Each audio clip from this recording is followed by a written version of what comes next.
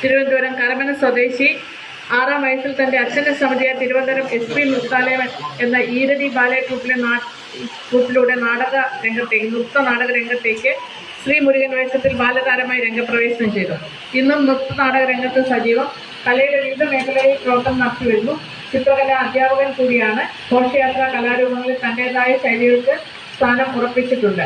2004-ൽ SP നൃത്താലയം നൃത്തനാടക സംഘടനയെ മാറിയപ്പോൾ തൻ്റെ ആദ്യ നൃത്തനാടകം ദേവയാനി പരിചയത്തിലൂടെ നൃത്തരംഗത്തേക്ക് തുടർന്നു. കാലഭൈരവൻ, ഉഴുവൻകോട്ടമ്മ, ഖണ്ഡ കർണൻ, നന്ദികേശൻ, വീരഭദ്രൻ, കാളിയൂട്ട് ഭഗവതി തുടങ്ങിയ സൂപ്പർ ഹിറ്റ് നൃത്തനാടകങ്ങൾ പ്രേക്ഷകരിലേക്ക് എത്തിക്കുവാൻ സാധിച്ചു. നൃത്തനാടക രംഗത്ത് ആദ്യമായി 2D ഡിസ്ട്രാവിഷൻ സാങ്കേതികവിദ്യ നൃത്തനാടകങ്ങളിലൂടെ പ്രേക്ഷകർക്ക് അത്ഭുത പ്രതിഭാസമായി നൽകി. തുടർന്ന് അന്തമഹാകാലനിൽ ചെയിൻ ബോക്സ് ഫൈറ്റിംഗ്സ് ആദ്യമായി നൃത്തനാടക രംഗത്ത് സംഭാവന ചെയ്തു.